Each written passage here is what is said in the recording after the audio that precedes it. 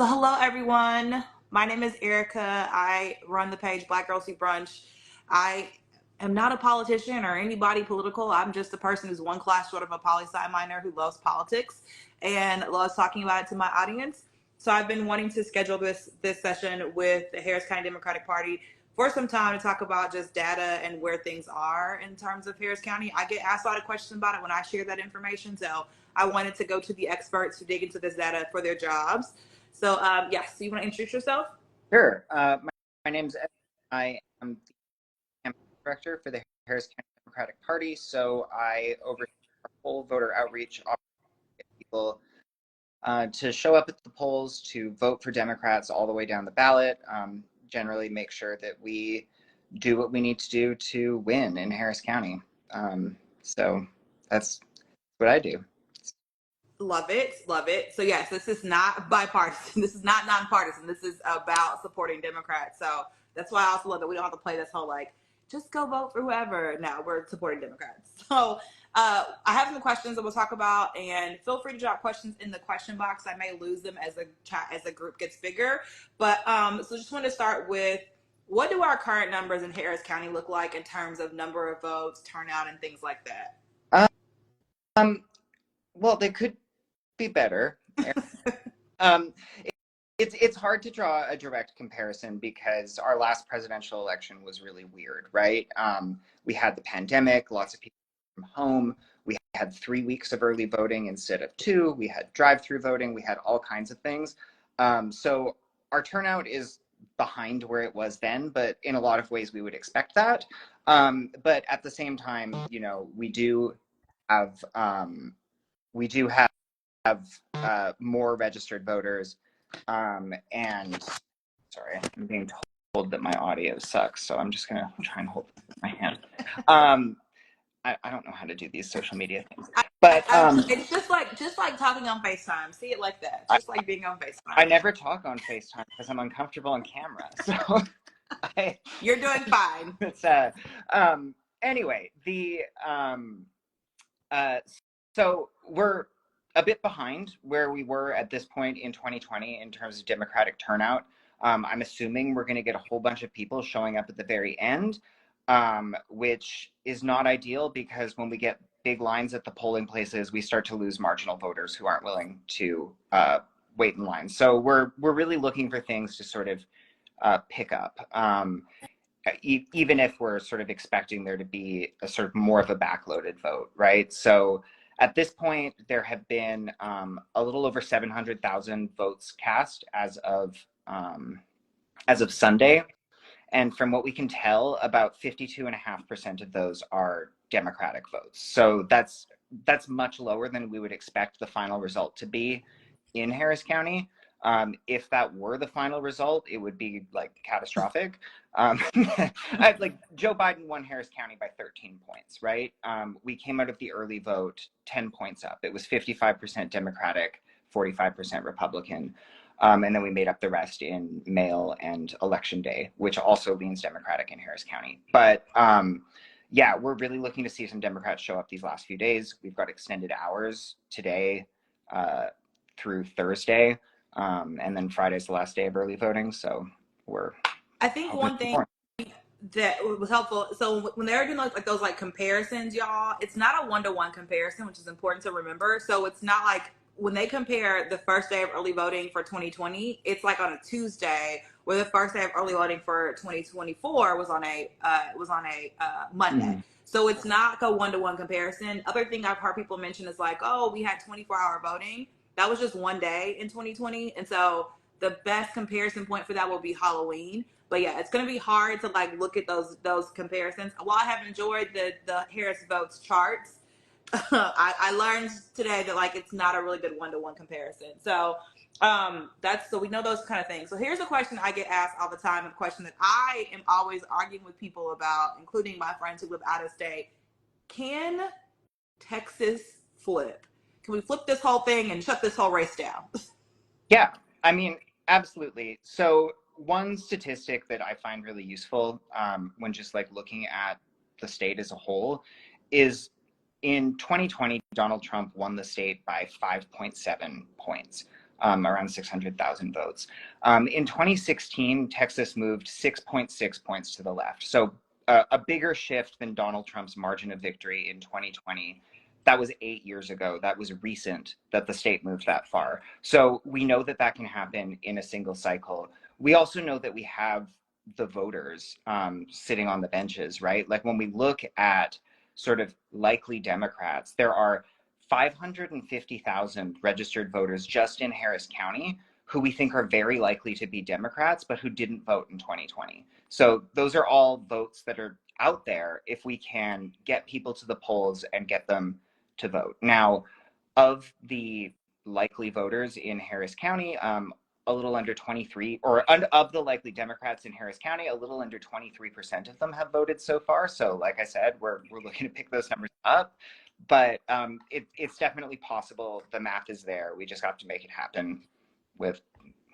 When we flip this, say I'm posting the Teresa Giudice flipping the table meme on my stories will be what I'm posting. So as I tell people, and one thing I think is important, we're going to show you, we're going to talk about where these voters are in just a second, but I keep saying like that, or whatever Lana says, I keep saying that keep in mind that these people that didn't vote in 2020 are not these mythical unknown people. These people that we know, they're in our phones, they're in our group chats, they follow us on Instagram, they are our cousins, our coworkers. We know these people. And so the possibility of getting into the polls is there. And what I find is which is people get mad at me when I say that Texas can flip through Harris County. Like it's a far-fetched dream, but part of the reason why I continue to say that is because I know that viewpoint of Texas not being able to flip is keeping some of those voters at home. And so I want them to know, no, we are so close. We just need you to think we're so close as well and get out there and vote too. So one thing I want to talk about, and there's something called the Houston Arrow, which I think if you're not familiar with it, just Google it and you can like look at it after we're talking. But I think it's very powerful in terms of like where these voters are. I live in an area outside of the Arrow, and it made me look at it all very differently as well. Thank you. We have an image here. You can find the arrow there Yeah, too if you want to look at it. I think the link that just got shared in the comments is the sort of definitive collection of studies of the arrow. But yeah, I love showing maps of this because it's so pronounced. But basically, any map you can draw of Harris County, whether it's voter turnout, whether it's wealth, race, street lights, average surface temperature, air quality, they all have this arrow formation on there, which is basically like the tip of the arrow is pointing it downtown, and then it goes north, like through the Heights and up into the Garden Oaks area, south down through Meyerland, and then backwards through Memorial, and it forms this arrow shape pointing it downtown, which is where the sort of wealth and privilege in the county is really coordinated. And then there's this sort of crescent shape around it. There's also the arrow kind of swoops out like towards Tomball or Kingwood or whatever. But it tracks perfectly with racial demographics. So if you look at the sort of concentration of white people from census records, you see the arrow. When you look at average household incomes, you see the arrow. And I think what's really important is when you look at partisanship, with the exception of the sort of wealthy liberal white neighborhoods inside the loop, again like the Heights, Montrose, whatever, it also tracks with partisanship. So the most democratic parts of the county are the places outside the arrow. They're also the places with the lowest turnout, the places that receive the fewest resources from the government in terms of like basic infrastructure, in terms of all kinds of support. There was just a map that came out of schools in HISD with functioning libraries. And guess what you could see? The arrow, right? So it's this really important tool for understanding how people engage with government and how people and experience government, and how that relates to things like voting habits and disillusionment with the political system, or kind of disengagement. So it's something that I think is just really important to understand what's happening in Harris County. I would encourage y'all to yeah. So you gave me a percentage earlier today. What are we looking at for voter turnout inside the Arrow? Yeah, so typically, the countywide voter turnout in 2020 was around 68%. Inside the arrow, it's higher. It cracks, the mid 70s. Outside the arrow, you're looking at, 50, sometimes as low as 40% of registered voters turning out. So there's just this really stark difference. And, we calculated a while back that if the voting precincts outside the arrow turned out at the same rate as the countywide average, like we're not talking everyone shows up, right? We'd get something like 100,000 more Democratic votes out of Harris County net. Like that is more than 15% of Donald Trump's statewide margin.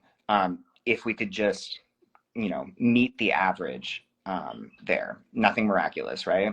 Yeah. I lived in the Arrow for many years in the Galleria area. I now live outside of the Arrow, kind of in greater OST area.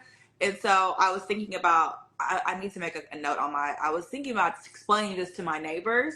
I live in kind of I'm a gentrifier. I'm not gonna lie. I live in more of a gentrified neighborhood, but we still impact that in a positive way, by increasing the voting turnout. And so, other key thing that he said that I think we like make sure you remember this is that this isn't just voters that are eligible. These are people that are actually registered to vote. They've already beat that hurdle, and we know it's a hurdle in Texas. They've already overcome that hurdle, and they still are not voting. So all we have to do is get them to the voting locations.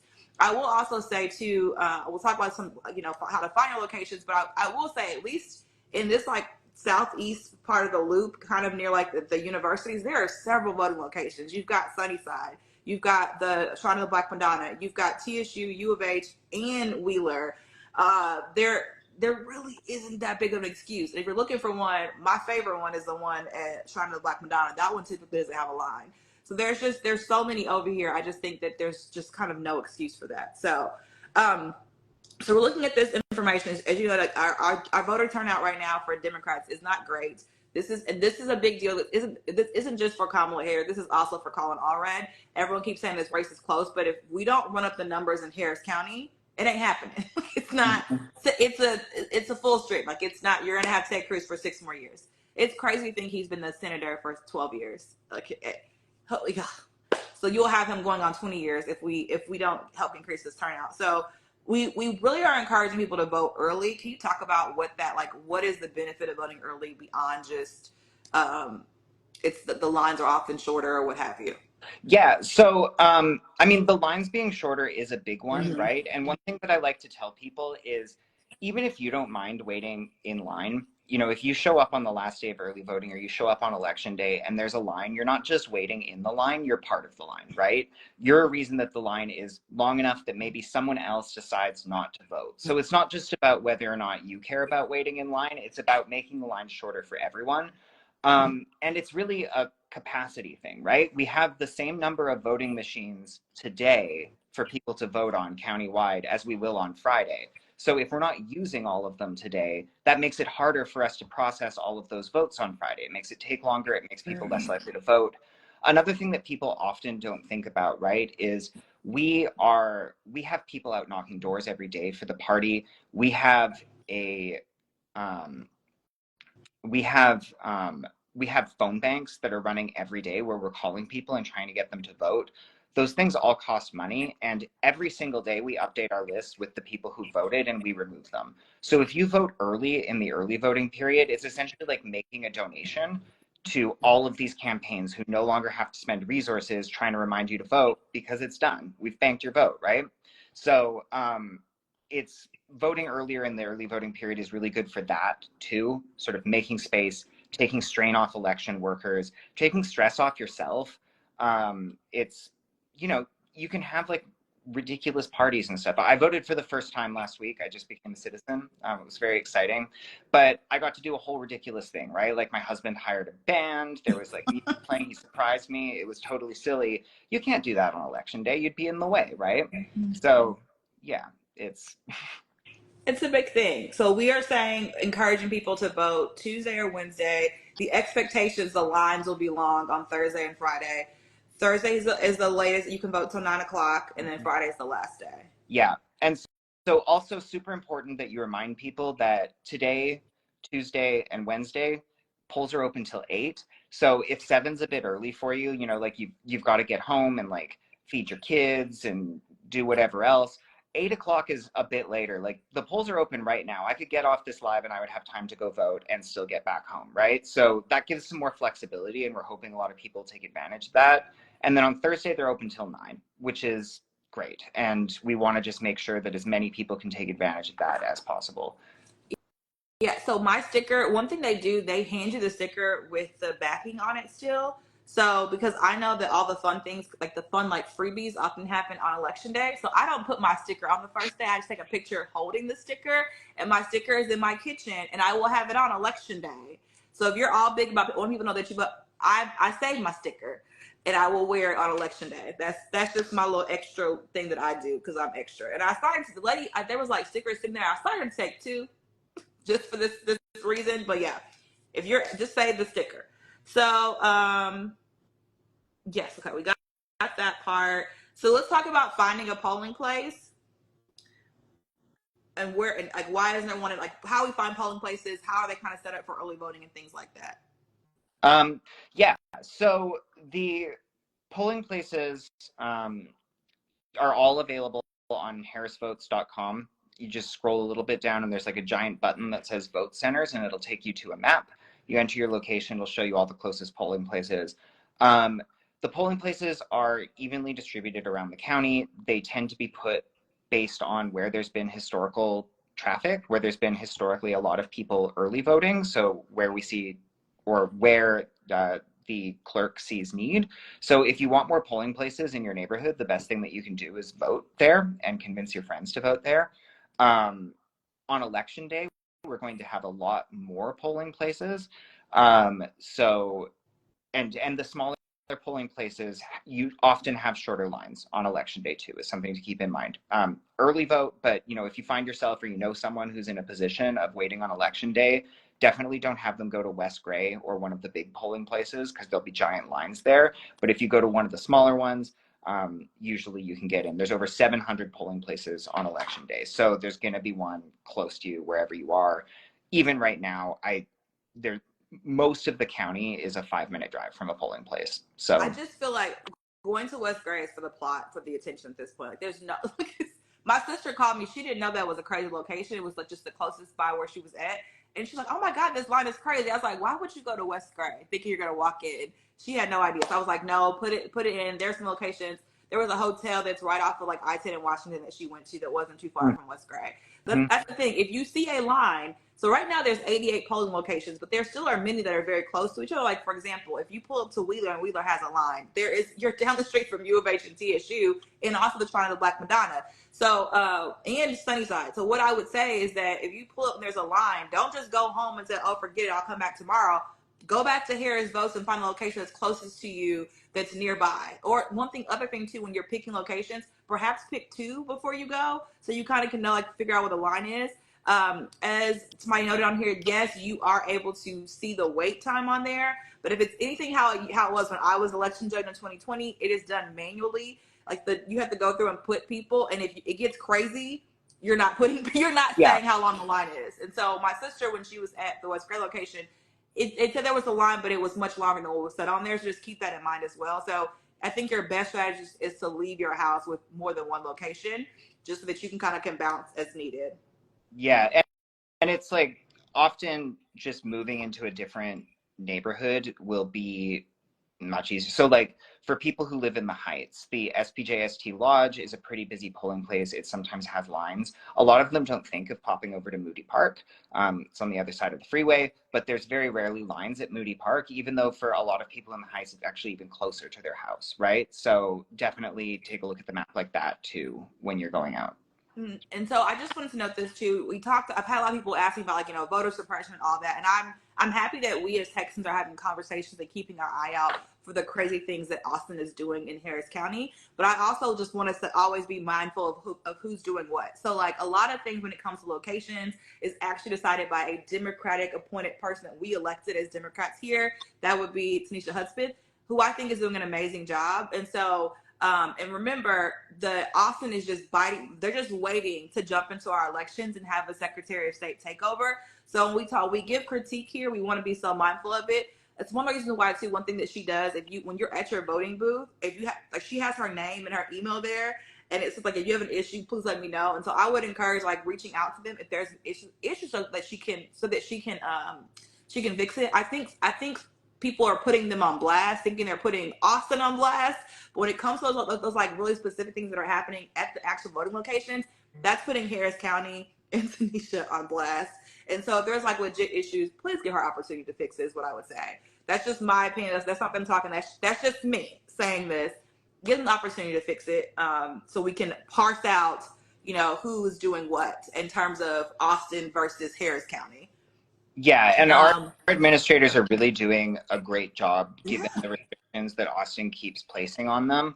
I would say any problem that you have at the poll, go ahead and call the Harris County Voter Protection Hotline. I might be jumping yeah. ahead of the script No, here, you're good. but the number is 844 TX votes, and that's on all of our that's on our website, harrisdemocrats.org. You can also just call the front desk at the party. Like if you Google Harris County Democratic Party, we do have voter protection people who are, working whenever the polls are open. There is someone there answering that hotline, and we have direct like contacts with county officials. So like much more so than a national voter protection hotline. If you call the local party, like we have a line to the county attorney and the county clerk, and we can help get it resolved very quickly.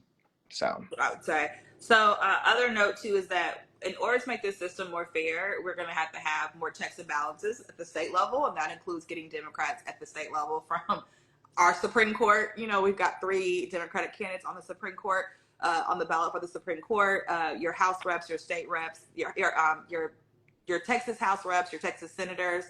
All of people make a big difference when it comes to this. And so, if you did not know, a lot of the laws that have been passed that directly attack Harris County, the author of those laws is a Harris County Republican senator, Benecourt. He's from here, and ironically has in his previous roles handled Harris County elections, and so he's using that knowledge to kind of write these laws. So keep that in mind as well. Yeah, it's happening in Austin, but we also have a person here who is elected from the Harris County, Houston area that's going to Austin and writing these laws to create confusion and deny access to the ballot here in Harris County. So here's what can we do? What are our options? We kind of just went through some of the what are the issues we have, but what are some of our options about how we can address these things as well? yeah, so I mean, obviously the big one is just voting.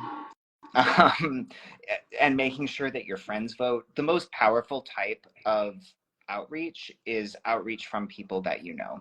So making sure that you're checking in on your friends, making sure that you're reminding them to vote, making sure that you're letting them know that you can see if they vote. So we have the voter file. We can't see how you vote, right? We can't see who you vote for, but we can see if you've shown up. That's how we take you off the list. It all gets posted every day, something called a vote roster. It's literally just a spreadsheet with a list of people on the county clerk's website. And so I look people up. There's this great app called Reach, REACH, and we partner with an org called Texas Blue Action. Their website's texasblueaction.com. And what Reach does is it lets you match your contacts in your phone to the voter file. And then you can look and you see if your friends have voted yet. And you can call them and tell them, hey, I see you haven't voted. It's, pretty important. And people behave differently when they know that you're watching them, right? When my husband first ran for office, he had a primary that went to a runoff. And after the primary, I looked up which of his friends had actually voted in the primary. And there were people who donated and people who had a yard sign who didn't vote in the primary. And I called them and I was like, hey, I noticed that you didn't vote in the primary, and that's okay. We made it to the runoff, but, imagine if he lost by 1 vote. He's working so hard, and I just don't know how your relationship would ever recover. Anyway, these people are all terrified of me now. They bring their I voted stickers to birthday parties so that they won't get harassed by me. And you can be that too for your friend group. You can terrify them. Yeah, So I'm sitting here. I was like, somebody asked. People were confused about Reach, so I'm gonna add it to my iPad. You really can't see it here, and try to do a walkthrough of how to work it because people were asking me I can't figure it out. But I love this in 2020 because I was like, people I thought would have voted hadn't voted, and I was like, what do you need? What's going on? So yeah, that's really good. And then what else do we want to talk about? Also, too, donating to the efforts at the local party. I think people, I know I didn't realize, I just thought the $1 billion that we've donated to Kamala Harris was sprinkling down to all the local parties, and it's not. So we have to be intentional where we put our money at. That includes donating. So if you're thinking about need to donate to the party at your county level, state level, they each kind of need to have a direct donation versus you think it's going to just filter out, because it doesn't. So I know I've donated. Somebody asked me, like, they were like wanted to pay me for all the content I shared about elections, and I was like, that's weird. No, I said, but if you want to do a donation, you can donate to the Harris County Democratic Party, and she did. I was like, yay, that's fun. So, Yeah, you can do things like that too. yeah, the local infrastructure is so important, and we don't get the type of national investment in Texas that they do in other places. So a little bit of money goes a really long way, especially a recurring donation or a sustaining membership, as we call them, I believe. Like even $5 a month, like that means that we can have a full-time staff, not just staff up before elections and then everyone has to go find a different job, which makes just a total difference to how we're able to interact with the county, especially, you know, when we talk about these communities outside the Arrow and they're like, you know, we only ever see Democrats when there's an election. And it's like, well, we only ever have jobs when there's an election because we don't have enough sustaining members. So we're not able to do the type of year-round work that we need to be doing to like build connections with, you know, with the communities that Democrats should be serving. Speaking of, I was a little offended because I saw this. Apparently, the Texas Democratic Party sent out postcards that are like, the front of it's like "Hello from Cancun," and it's like written like it's a postcard from Ted Cruz from Cancun. Have you seen I have that? not seen that. I just saw it on TikTok, and my friend sent me. She's like, "Have you gotten this postcard?" I was like, "No. How? Like, who's getting these postcards? I need a postcard." They It's smart. you're probably not getting it because you're a reliable Dem, and they don't think they need to convince you, and they're probably right. So I really, when early voting started, I got no text messages. My sister did. I thought it was really funny. I got none, like to go vote that day. But I voted early on Monday, and then but what I do find, like when it's like the mayor's race, I get blasted because there's typically like two Democrats, and I'm trying to like make sure. Like I got like 10 mailers a day from both of the from Sheila Jackson Lee and also from John Whitmire. I was like, this is too much, but which makes sense. Like, yeah, I you don't have to spend no money on me. I'm gonna go vote and tell everybody else to vote too. So, do you guys? Other question: do you guys still have yard signs? we do. We actually just got a whole bunch of Harris Walls yard signs. Finally, they are the like plastic bag on stick kind.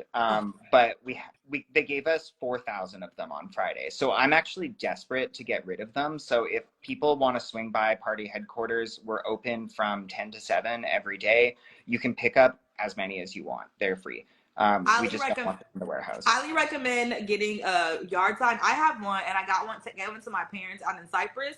And my dad, he had to get a AAA came to charge a battery, and this young 24-year-old guy, young 24-year-old black man, was considering voting for Trump. And he asked my dad, like, he was like, "What? Can I ask you some questions?" And my dad starts just rattling off why he should be voting for Kamala Harris. And the kid was like, "Thank you so much. I didn't know that." So those yard signs can start really good conversations as well. So I was like, I bought their sign. I'm like, that was worth it to me. It's a donation. Okay, make sure we're not missing anything. So I'm hearing that some people that are text banking right now are watching our live. Hello to our text bank friends doing all the hard work. Other thing. Thanks, Baird. We also encourage you to volunteer for block walks, phone banking, or both. And you can visit harriscountydemocrats.org to find more information on that. I didn't know y'all had text bank because I will text bank, but calling people, that freaks me out. Knocking on doors freaks me out. But I'll send a text message because I'll just block you if you start acting crazy. Yeah, I mean that's one of the reasons why Reach is so great too, because you're talking to people who you already know, so it's way less intimidating. The other thing that I would say about knocking doors though is it's once you get like I'm a nervous door knocker. I don't like bothering people. I don't like, their dogs start barking and it's like they're going to be annoyed with me. But it's really like once you, so my friend Molly reframed it for me. I tell this story all the time. And once she came in and gave the speech after I did my bad version of telling it, but is the way she reframed it was you have to stop thinking about it like you're bothering people or nagging them. What you're doing is you're offering them an opportunity to learn about their government, to get involved, to be a part of their community. Think of it as an act of generosity. And that reframing really helped me. The other thing that helps is if you just go with someone. So my friend Ashley was like, I'll never knock a door. I absolutely not for me. And then I was like, well, just come with me. Just, you can like walk along with me and keep me company between doors and I'll have someone to talk to. And she started doing that. And then eventually she was like, okay, I'll just go knock that one on the other side of the street. So we're a bit faster. And now she shows up to block walks, like grabs her pack and goes out and knocks 50 doors and comes back without even thinking about it. That only took like a year and a half. So, Yeah, I've seen celebrities door knocking. There was this actor, and I always forget his name, but I know his face. That was door knocking with Colin Allred this weekend in Third Ward, which was which was pretty cool. So, I think we've gone over much. I want to open to there's any questions. I know we're almost out of time. I told I wouldn't be on here. We wouldn't be on here forever. Are there any questions that we didn't get to that we can answer?